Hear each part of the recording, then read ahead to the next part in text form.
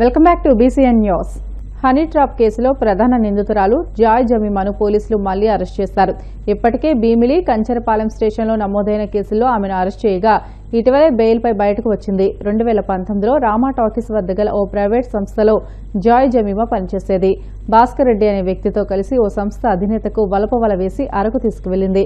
అక్కడ కొన్ని ఫోటోలు తీసి బ్లాక్మెయిల్ చేయడంతో పాటు రామ్నగర్లోని ఓ లాడ్జ్లో బంధించి భారీగా డబ్బులు వసూలు చేసింది. దీనిపై బాధితుడు 2024లో MVP స్టేషన్లో ఫిర్యాదు చేశారు. ఇప్పుడు ఈ కేసుకు సంబంధించి జమీమాను అరెస్ట్ చేసి రిమాండ్కు తరలించినట్లు MVP స్టేషన్ CI మురళి తెలియజేశారు. బాధితులు ఇంకా ఎవరైనా ఉంటే పోలీసులకు చెప్పవచ్చని, వారి వివరాలు గోప్యంగా ఉంచుతామని సిపి శంకబ్రత బాగ్చి తెలియజేశారు. చాలా మంది బాధితులు ఉన్నారు, చాలా కేసులు ఉన్నాయి కాబట్టి చాలామంది మోసపోయారు. అటెంప్ట్ మర్డర్ జరిగింది, జీవితాలు నాశనం అయిపోయినాయి. ఇప్పుడు ఎవరైనా ముందుకు వచ్చి కంప్లైంట్ ఇస్తే మేము కేసు కట్టాల్సి వస్తుంది, అరెస్ట్ చేయాల్సి వస్తుంది. అందుకే అరెస్ట్ చేయడం జరిగింది, మళ్ళీ జైలుకి వెళ్ళారండి. సో మళ్ళీ నేను మిగిలిన బాధితులకు కూడా రిక్వెస్ట్ చేస్తున్నాం. ఇంకా చాలామంది బాధితులు మర్యాద పోతుందని సమాజంలో ఆ బాధతో, ఆ భయంతో ముందుకు రావట్లేదు. వాళ్ళు కూడా ముందుకు వస్తే ఇంకా ఫర్దర్ కేసు కూడా కట్టడానికి మేము సిద్ధంగా ఉన్నాం. ఇంతవరకు 4 కేసులు ఉన్నాయి. ఒకటి ఎయిర్పోర్ట్, ఒకటి కంచర్పాలెం, ఒకటి భీమిలి, ఒకటి MVP. ఇంకా చాలామంది బాధితులు నాకు కాల్ చేసి చెప్తున్నారు, కానీ ముందుకు వచ్చి కంప్లైంట్ ఇవ్వాలంటే భయం. సో ఆ భయం లేకుండా ముందుకు వస్తే ఇంకా చాలామందికి మనం న్యాయం చేసుకోవచ్చు అని మీడియా ద్వారా అందరికీ తెలియజేస్తున్నాం. మీ పేరు బయటికి పోకుండా మేము చూస్తామని అది కూడా హామీ ఇస్తున్నాం. ఆ పొజిషన్లో ఉంటే మీకు అర్థమవుతుంది. ఈ 4 ముందుకు వచ్చాడు కూడా మేము చాలా భరోసా ఇచ్చిన తర్వాత, చాలాసార్లు కౌన్సిలింగ్ చేసిన తర్వాత ముందుకు వచ్చాడు. లేకపోతే వాళ్ళు కూడా ఇనిషియల్గా సార్ మా మర్యాద పోతుంది సమాజంలో, మా అబ్బాయి జీవితం నాశనం అయిపోతుంది, మా వైఫ్, మా పిల్లలు అంతా భయపడ్డారు. మేము సలహా వాళ్లకు కౌన్సిలింగ్ చేసిన తర్వాత, వాళ్ళు భరోసా ఇచ్చిన తర్వాత వాళ్ళు ముందుకు వచ్చారండి. అందుకే 4 కేసు కట్టాము. కానీ ఇంకా మాకు తెలిసి ఇంకా చాలామంది ఉన్నారండి.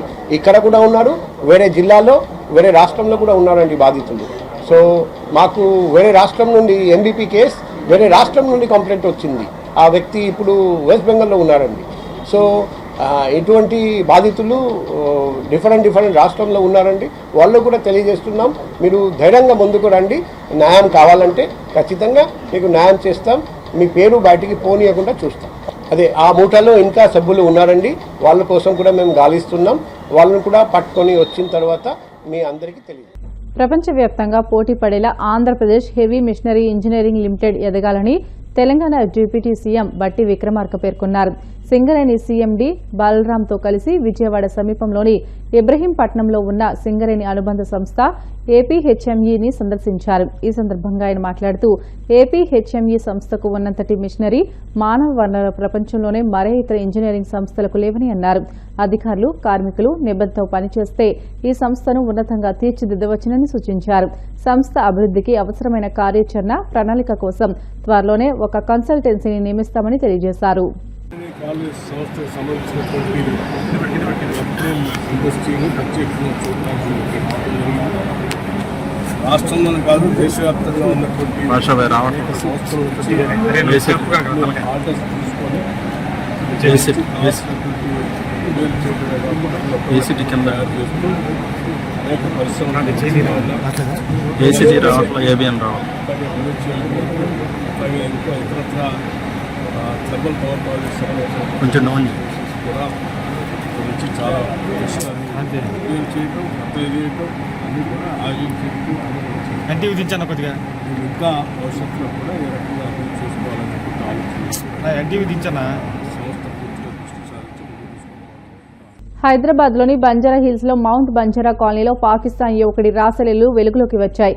హైటెక్ సిటీ సీపాల్ కంపెనీలో పనిచేస్తుండగా కీర్తి అనే యువతిని పాక్ యువకుడు ఫాహద్ ప్రేమించాడు. కీర్తి మతం మార్చి ఆమె పేరును దోహా ఫాతిమగా మార్చాడు. 2016లో ఆమెను పెళ్లి చేసుకున్నాడు. ఆ తర్వాత ఈ జంట హైదరాబాద్లోనే ఉంటూ జీవనం సాగిస్తున్నారు. అయితే సీపాల్ కంపెనీలోనే పనిచేసిన మరో మహిళతో రాసలీలు కొనసాగిస్తుండగా ఫాహద్ను భార్య రెడ్ హ్యాండెడ్గా పట్టుకుంది. అనంతరం ఆమె పోలీసులకు సమాచారం అందించింది. ఆమె ఫిర్యాదు మేరకు ఫాహద్తో పాటు మరో మహిళను పోలీసులు అదుపులోకి తీసుకున్నారు. పోలీసుల విచారణలో ఫాహద్ గురించి విస్తుపోయే విషయాలు తెలిసాయి. 1998లో పాకిస్తాన్ నుంచి భారత్ వచ్చిన అతడు హైదరాబాద్లో స్థిరపడ్డాడు.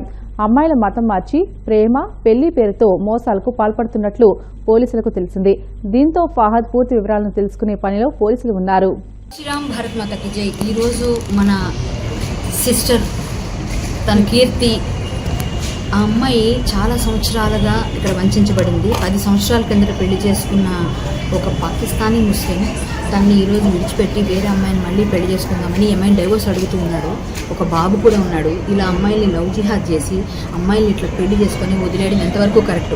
అతనివి ఇంకా లాంగ్ టర్మ్ వీసాలోనే ఉన్నాడు. అతను వాళ్ళ ఫ్యామిలీకి ఇంకా రాలేదు. అన్ని ఫేక్ డాక్యుమెంట్స్, తన సర్టిఫికేట్స్ కూడా జాబ్ చేస్తున్న దగ్గర కూడా ఫేక్ ఉంది. మొత్తం ఆమెను కొట్టడం, తిట్టడం, చాలా నరకం చూపించాడంట. ఇన్నాళ్ళకి అమ్మాయి ఇక్కడికి వస్తే పోలీస్ వాళ్ళు ఇప్పుడు వస్తే వాళ్ళతో కలిసి వెళ్దామని వెయిట్ చేస్తున్నాము. ఆ అమ్మాయి మాటల్లో వినండి ఏం చెప్తుందో. నా పేరు కీర్తి. నేను 24/7లో పనిచేసేటప్పుడు ఈ అబ్బాయిని కలిసినప్పుడు నేను ఆల్రెడీ పెళ్ళై నాకు అప్పుడే డివోర్స్ కూడా అయిపోయింది. అయినా వీడు నన్ను లోడ్ చేసి నేను చూసుకుంటా, అది చేస్తా, ఇది చేస్తానని చెప్పేసి నాకు ధైర్యం ఇచ్చేసి నాతో పెళ్లి చేసుకున్నాడు. అప్పటికి వాడు పాకిస్తానీ అది ఇది అని కూడా ఏమీ చెప్పలేదు. కాకపోతే తర్వాత పెళ్లి చేసుకుని నన్ను బాగా హింసించాడు. నా డబ్బులు కావాలి, నా పైసలు కావాలని చెప్పేసి, ఆస్తి తీసుకొని రా అది ఇది అని చెప్పేసి కూడా బాగా కొట్టేవాడు. నువ్వు నా మాట వినట్లేవు, నువ్వు ఎట్లయినా ముస్లిం అయిపోవాలి, నువ్వు ముస్లింగానే ఉండాలి అది ఇది అని చెప్పి నాకు ఫోర్స్ఫుల్గా కన్వర్ట్ చేశాడు. నా కూతుర్ని కూడా ఫోర్స్గా కన్వర్ట్ చేయించి ఇప్పుడు 10 years తర్వాత నాకు చీట్ చేసేసి వాడు ఇక్కడ ఇంకో అమ్మాయితో ఉన్నాడు. అవన్నీ సపోర్ట్ చేయడానికి వాళ్ళ ఫ్యామిలీ కూడా వాడికి సపోర్ట్ చేస్తున్నారు. ఇవన్నీ ఏదో నా తప్పు వల్ల వాడు చేస్తున్నాడు అది ఇది అని చెప్పేసి వాళ్ళ మదర్కి అన్నీ తెలుసు, వాళ్ళ అమ్మమ్మకి అన్నీ తెలుసు. వాడు ఇంట్లో ఖాళీ చేసేసుకొని వాళ్ళ అమ్మమ్మ వాళ్ళ ఇంటికి వెళ్ళిపోయినా వాళ్ళ అమ్మ వాళ్ళు ఏం వచ్చి అడగట్లేరు, చేయట్లేరు.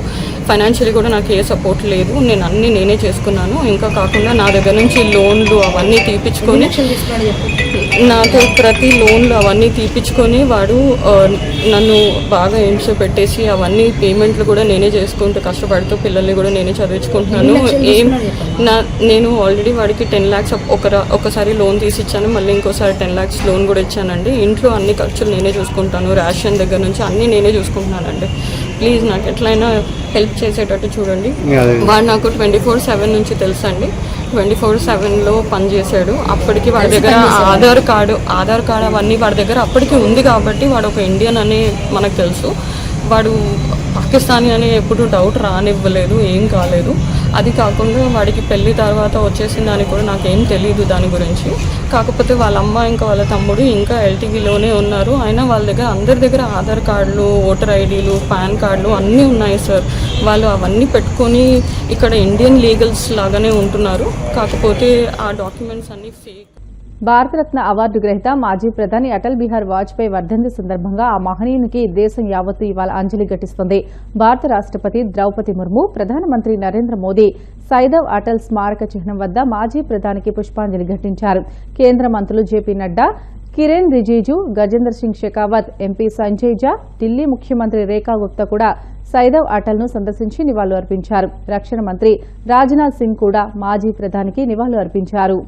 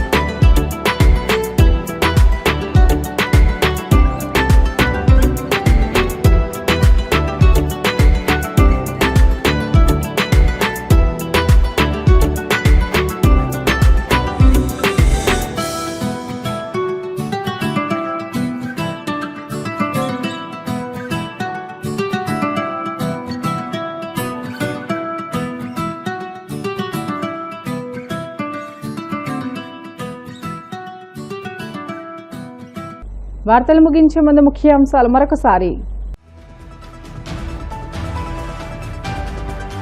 విజయనగరం జిల్లాలో ఒక్క డయేరియా కేసు కూడా నమోదు కాకుండా చూడాలి. వైద్య శాఖ అధికారులను ఆదేశించిన హోంమంత్రి అనిత.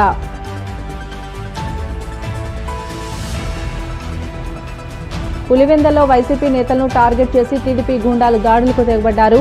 వైసీపీ రాష్ట్ర ప్రధాన కార్యదర్శి ఎస్వి సతీష్ రెడ్డి ఆగ్రహం.